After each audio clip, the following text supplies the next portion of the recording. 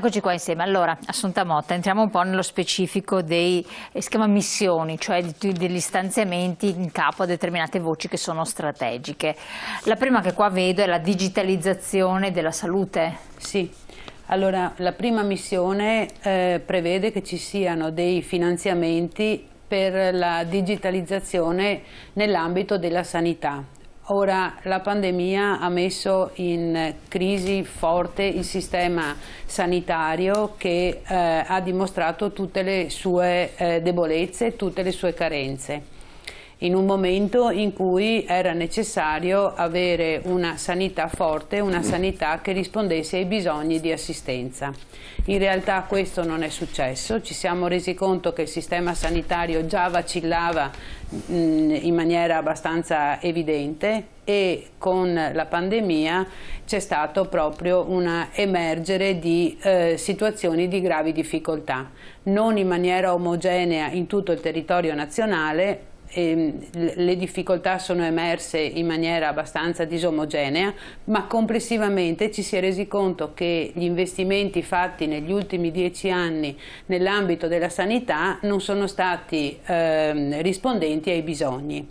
Ci siamo resi conto che è necessario riformare la sanità in maniera abbastanza strutturale, e in Italia l'investimento sulla sanità previsto dal PNRR è l'unico Stato che sta investendo per rimettere in gioco quella che è la sanità pubblica in particolare, ma la sanità in generale.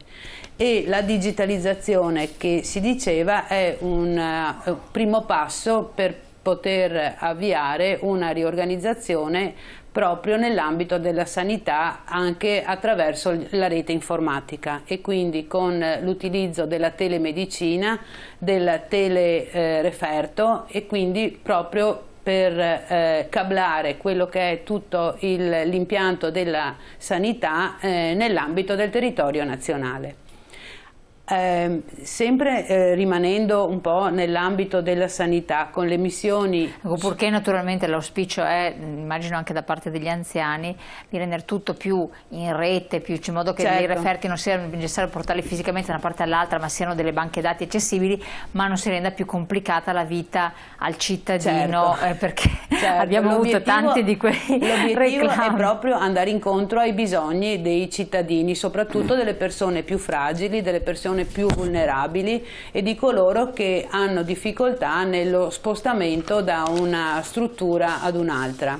E quindi l'utilizzo della telemedicina, dei fascicoli elettronici e di tutte le strumentazioni che sono a disposizione della tecnologia possono alleviare i bisogni di assistenza e di necessità rispetto alle situazioni che si sono evidenziate. Allora leggo qui, lo leggo perché magari non si riesce a leggere bene magari da casa. Investimento 1, l'istituzione di case della comunità come perno delle prestazioni sul territorio in ambito sociosanitario, ovvero questo potrebbe essere una cosa nuova. Allora, il ripensamento della sanità prevede una maggior realizzazione di strutture che non afferiscano tutte all'ospedale come noi oggi lo consideriamo. Ci siamo resi conto che nella pandemia le difficoltà delle persone per paura, per bisogno di assistenza e per carenza di medicina territoriale hanno intasato i pronti soccorsi, che erano la medicina di immediata risposta rispetto al bisogno del cittadino, e questo non è stato oggetto di situazioni chiare da parte dei cittadini, ma di difficoltà di gestione da parte della sanità, per cui questo nuovo impianto prevede una maggiore sanità territoriale in modo da poter rispondere in maniera più efficace, più efficiente e più immediata ai cittadini che potranno recarsi in queste strutture. Sono previste le case della salute, che sono appunto delle realtà locali molto vicine ai cittadini, nelle quali il cittadino potrà recarsi per i primi bisogni di assistenza, non ovviamente per le situazioni gravi di intervento, ma per assistenza momentanea.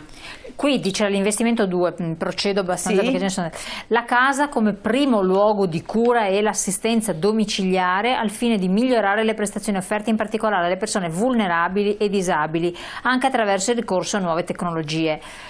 Questo potrebbe essere molto interessante, però lo vedo molto difficile da attuare, facendo a fronte di anni che ci vorrebbero per preparare nuove figure professionali di medici o infermieri preparati, perché non ne abbiamo, e le proiezioni sono di almeno 6-7 anni per farli uscire. Quindi noi come facciamo a fare una medicina addirittura domiciliare quando manco abbiamo i medici di base disponibili per tutti? Beh, è vero che non è una realizzazione semplice, i tempi di realizzazione vanno da oggi al 2023-2026, quindi questo è l'impianto della nuova sanità territoriale. È chiaro che in un contesto del genere bisogna rivedere anche quelli che sono i criteri di accesso nella sanità. Quindi la riforma universitaria, sia per quanto riguarda i medici che per quanto riguarda gli infermieri, sia per quello che è le modalità di effettuazione dell'attività proprio in virtù della vicinanza all'utente, all'assistito.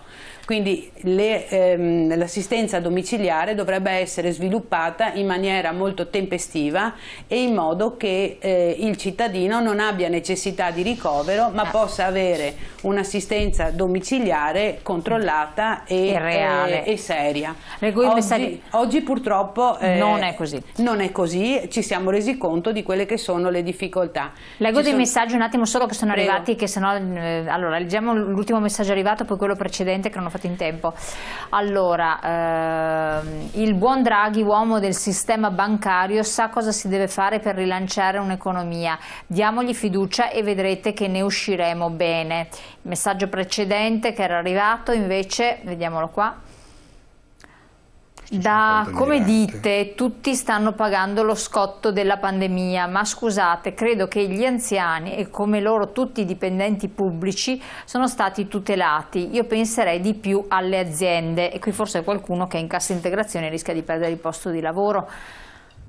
E qui interpello a rispondere alla CGIL, sì, perché sapete che ci sono tanti che sono in... Certo, purtroppo nessuno mai si sarebbe aspettato di dover affrontare temi come quelli che abbiamo affrontato in questo periodo.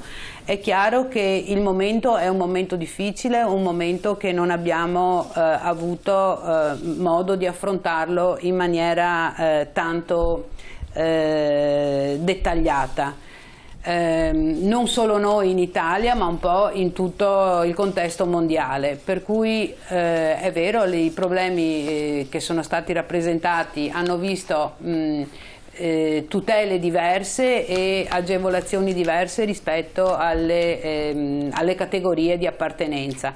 Oggi abbiamo una consapevolezza diversa e una modalità diversa per poter affrontare questi problemi. Ma sostanzialmente... Permettimi, se è possibile, solo una battuta a integrazione.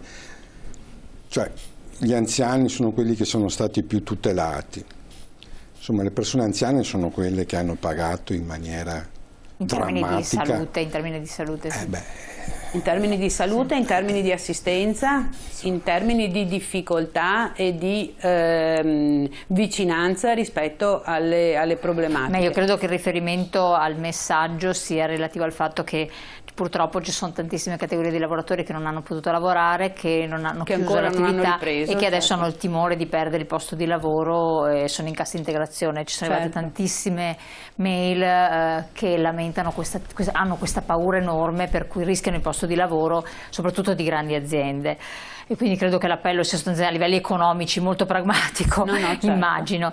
Allora, missione sulla salute, questo è molto importante, restando sempre in quest'ambito qui. Quindi la slide ancora successiva progressiva, ambito di intervento, aggiornamento tecnologico e digitale, l'avevamo detto, ma poi tutta la parte di ammodernamento tecnologico, la ricerca scientifica, rafforzamento dell'infrastruttura tecnologica, gli strumenti per la raccolta dati, insomma sviluppa bene quello di cui aveva parlato prima, questa parte qui. Certo, è più nel dettaglio. Rientra proprio più nel dettaglio questa cosa qui, fa capire che se ci fosse questo passaggio forse semplificherebbe molto l'attività anche medica, sanitaria, di anamnesi e di valutazione dei dati.